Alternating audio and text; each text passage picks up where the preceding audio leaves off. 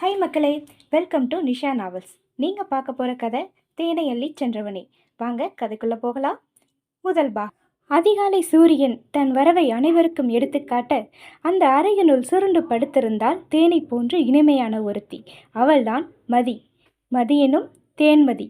ஏய், மணி 8 இன்னும் எழுந்துக்காம என்ன பண்ற என அவளை உலுக்கி எழுப்பினாள் அவளது அறைத்தோடி கீதா. அதாவது அந்த பெண்கள் விடுதியில் உள்ள அறையை மதியோடு பகிர்ந்து கொண்டவள்.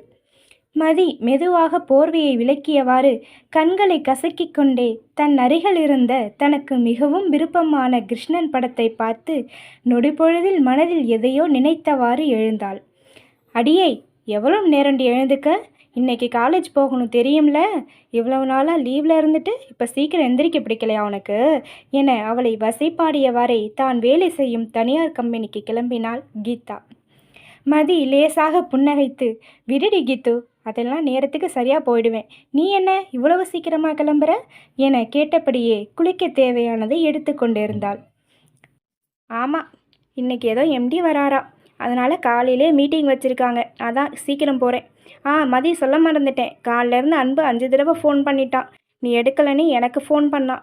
நீ ஃபோன் எடுக்கலைன்னு உன் மேலே செம கோவத்தில் இருக்கான். நீ பேசிட்டு அப்புறம் உனக்கும் காலைக்கு சாப்பாடு எடுத்துகிட்டு வந்துட்டானா. அதனால் இங்கே சாப்பிடாமலே போயிடு. சரி, நேரமாச்சு, நீ பத்திரமா போ, நான் வரேன் என்றவள் தனது கைப்பையை எடுத்து கொண்டவளாக பறந்து விட்டாள் கீதா. மதி அவளின் பேச்சுக்களில் மெல்ல சிரித்தவள் குளித்துவிட்டு வந்தாள். பின் தன் போனிலிருந்து அன்புவை அழைத்தாள். அந்த பக்கம் 2வது சத்தத்திலேயே எடுத்தவன், ஏண்டி ஃபோன் பண்ணால் எடுக்க மாட்டியா? எத்தனை தடவை கால் பண்ண என கத்த, டே எருமை, ஏண்டா கத்துற? அதான் கீத்துக்கிட்ட சொல்லிட்டல, அப்புறம் என்ன என்றால் ஓ, அப்புறம் எதுக்குடி ஃபோன் வச்சிருக்க? உன் தலையை 3 வாட்டி சுற்றி தூக்கி போட்டு உடச்சி போட வேண்டியது தானே என ஏகத்துக்கும் கடுப்பாக பேசினான் அன்பு. அவனது கடுப்பை கண்டு சிரித்தவள், சரி சரி, இப்போ என்ன, அதான் ஃபோன் பண்ணிட்டேன்ல, மலை இறங்குடா என்றாள். அவள் சிரிப்பு சத்தத்தில் அன்பு என்ன நினைத்தானோ. சரி, கிளம்பிட்டியா? இன்னைக்கு முதல் நாள், அதுவும் நாம் போஸ்ட் கிராஜுவேட் ஃபைனல் இயர் வேற, அதனால் எப்போதும் போல் கரெக்ட் டைமுக்கு வராமல் 5 நிமிஷம் முன்னாடி வா. அம்மா உனக்காக சாப்பாடு கொடுத்துட்ருக்காங்க, அதனால் லேட் பண்ணாமல் வந்துடு என்றவன் அழைப்பை துண்டித்தான். அன்பு என்கின்ற அன்பு செல்வன், மதியின் நெருங்கிய தோழன். இளநிலை படிப்பை மதியுடன் ஒரே வகுப்பில் சேர்ந்து படித்தவன்தான். ஆனால் மதியுடன் அதிகம் பேசாதவன். தான் உண்டு, தன் படிப்பு உண்டு என்று இருந்தவன். ஆனால் கடந்த ஓராண்டில் மதி என்ற ஒருத்திக்காக தன் உயிரை வேண்டுமானாலும் கொடுக்க துணிந்தவன். இது அவள் மேல் கொண்ட காதலா என்றால் சத்தம் போட்டு சிரிப்பான். அதை மீறிய ஒன்று, அந்த நட்பு என்ற 3 எழுத்து மந்திரம் இருப்பதை யார் அறிவார்? அந்த மந்திரத்தை உணர்ந்து கொண்ட தருணத்தை அவனின்றி வேறு யாருக்கும் தெரிய வாய்ப்பில்லை. கடந்த இளநிலை படிப்பின் போது 3 வருடங்களில் மதியை பற்றி ஒன்றுமே தெரிந்திராதவன் அடுத்து வந்த நாட்களில் முற்றிலுமாக அவளை விட அதிகமாகவே தெரிந்து வைத்திருந்தான். அவளுக்கு வேண்டியதை அவள் தன் வாயால் கேட்காவிட்டாலும் இவன் அதை செய்து கொடுப்பான். இத்தனைக்கும் இருவரும் அதிகம் நேரம் பேசிக்கொள்ள மாட்டார்கள்.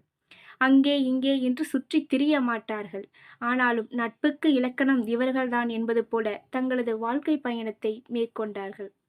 மதி இன்று கொஞ்சமே கொஞ்சமாக புன்னகைக்க காரணமே இவன், இந்த அன்பு என்றொருவனால் மட்டும்தான். இவன் மட்டும் இல்லை என்றால் அவளது வாழ்க்கை என்றோ முடிந்திருக்குமே. மதி 1 வருடத்திற்கு முன்பு நடந்த நிகழ்வுகளை நிமிடத்திற்கும் குறைவாக மனதில் ஓட்டி பார்த்தவள் வெளியில் கசப்பான புன்னகை ஒன்றை சிந்தினாள். பின்னர் நேரமாவதை உணர்ந்த மதி அவசரமாக கிளம்பி தான் படிக்கும் அந்த தனியார் கல்லூரிக்கு சென்றாள். அங்கு சற்று அளவில் பெரியதாக இருந்த அந்த கேன்டீனில் நுழைந்தவள் கண்களை சுழற்ற அன்பு தன் ஒற்றை கையை தூக்கி தான் இருக்குமிடத்தை காட்டினான். மதி அவனுக்கு எதிரே சென்று அமர்ந்தாள். அன்பு தன் கை கடிகாரத்தில் மணியை பார்த்தவன் நிமிர்ந்து மதியை முறைத்துவிட்டு வேகமாக கொண்டு வந்த உணவை திறந்து அவள் அருகே வைத்தவன், சீக்கிரம் சாப்பிடு என்றவாறு எழுந்து சென்றுவிட மதி தன் முன்னே இருந்த சாப்பாட்டை பார்த்ததும் பசி உணர்வு மேழல அவசரமாக அள்ளி சாப்பிட்டாள். அவள் சாப்பிட்டு முடிக்கவும் அன்பு வந்தான்.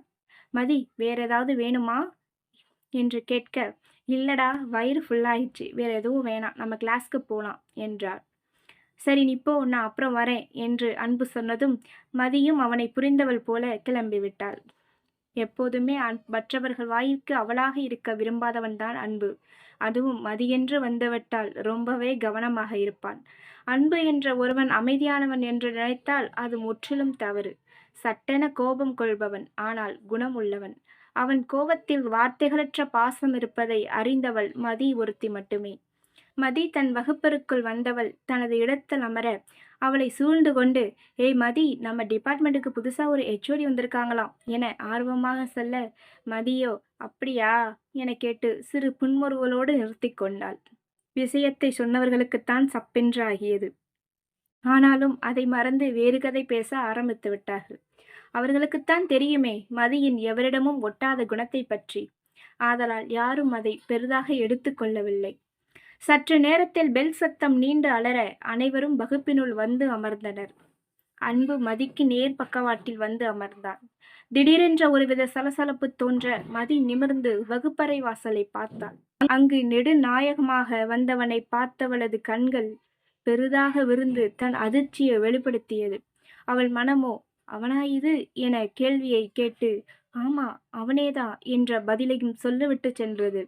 மதி நின்ற நிலையிலேயே வேரோடி போயிருந்தாள். அவள் கால்கள் இரண்டும் அவளின் அனுமதியின்றி எழுந்து நின்றது. நடந்தவைகள் அனைத்தும் அவள் கண்முன் பேயாட்டம் ஆடிவிட்டு சென்றது. அதே நேரம் அன்புவும் அவளின் அதே அதிர்ச்சியை தாங்கியவனாக மதியையும் அங்கு வந்தவனையுமே மாறி மாறி பார்த்து நின்றான்.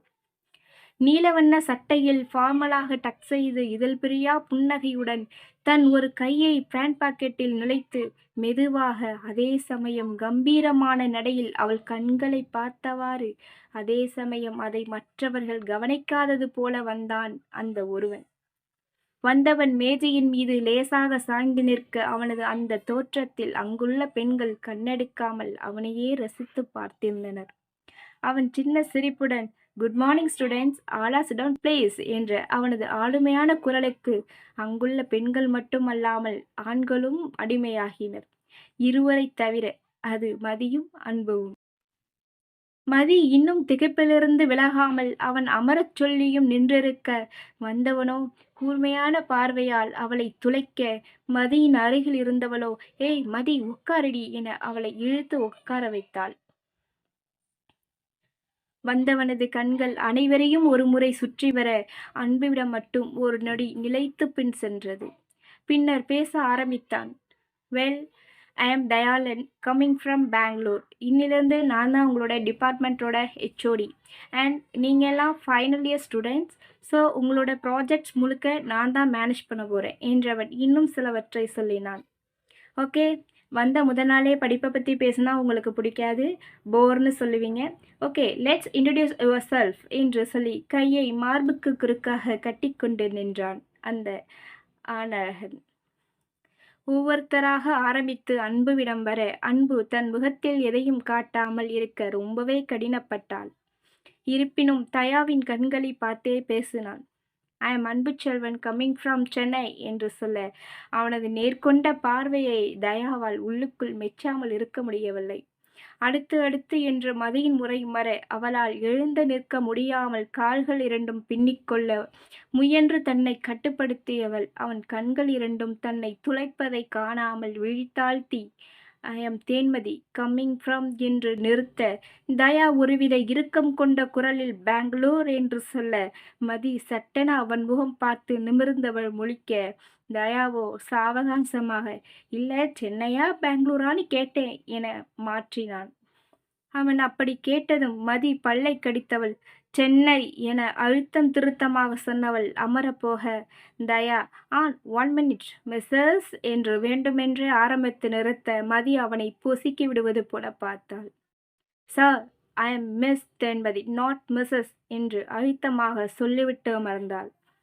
தயா உள்ளுக்குள் கடுப்பாகவும் வெளியில் அதை மறைத்தும், ஓ ஓகே தேன்மதி என்றவனது விழிகள் எதேச்சையாக அவளது கழுத்தோரம் பார்த்துவிட அவள் மறைத்ததை எண்ணி மனதுக்குள் சிரித்து கொண்டான். அடுத்த பாகத்தில் சந்திப்போம். நன்றி.